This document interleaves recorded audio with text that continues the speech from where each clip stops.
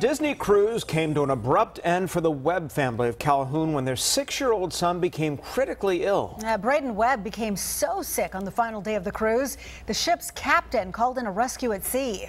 Well, the Fox Medical Team's Beth Galvin joins us now with more of Brayden's story.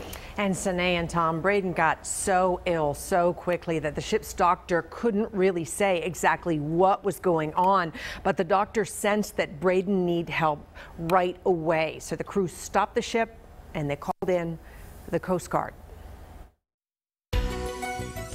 Are there any good games that we're missing on there? At 8, Brayden Webb doesn't say much, but when he does... He is a very funny, witty kid. And a survivor. He's the strongest kid I know. Allan and Melanie Webb of North Georgia got a taste of just how strong Brayden is in July of 2016 on what should have been a dream family vacation. It was the 5 of us on a Disney cruise. Blue skies, nothing but ocean for miles. Twins Brayden and Bella, who were almost 7, and 10-year-old Ben were making the most of their final day at sea. So we get up Thursday and go have breakfast, hit the water slides on the ship. About noon, he says, "Dad, I'm tired. I want to go back and lay down." Which seemed odd. So I take him back to the room. My wife goes off with the other 2, and he sleeps for 3.5 hours. Worried, Allan took Brayden to the ship's infirmary. By the time I got him down to the infirmary, I was having to hold him in my arms because he just couldn't move. And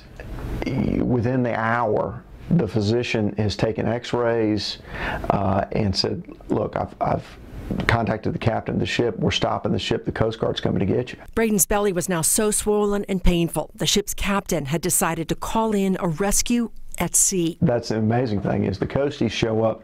We're 5 miles off the shore of Miami, and they show up in a fast boat, pull up alongside. Of course, everybody's up on the rails and stuff looking down. By the time they loaded us on the fast boat to the time we hit the doors at the ER, it was 30 minutes. At a Miami Children's Hospital, grim news. Doctors suspected Brayden had cancer. Within hours, Brayden and the Webbs were on an Angel flight jet headed here to Children's Healthcare of Atlanta at Eggleston, where more tests confirmed a large malignant abdominal tumor. They tell you, number 1, your 7-year-old son has cancer.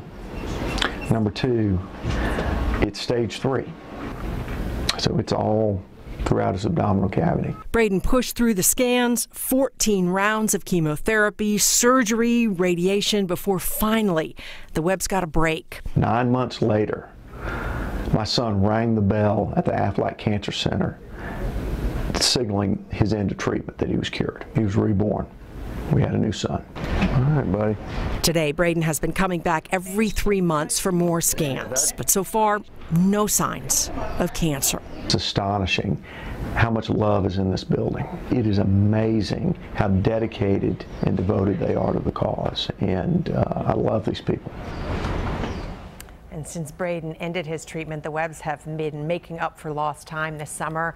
Allan says they went on a cross-country adventure visiting more than a dozen national parks, and Brayden's now back in school. He's doing well. And Tom and Sine, Allan, the father, says the first call they made when they found out in Miami he had cancer, they thought, was to a friend and doctor back here, and she said, take him to the Aflac Cancer Center, get him back to Children's Healthcare of Atlanta as quickly as possible, and they did. Yeah, we are so fortunate to have those facilities here in our backyard. We are. We've heard that so many times about CHOA, about the love in the building and how patients' families feel like they're the only ones there because of the dedication of their team. It's pretty amazing. Beth, thanks. Thanks, Beth.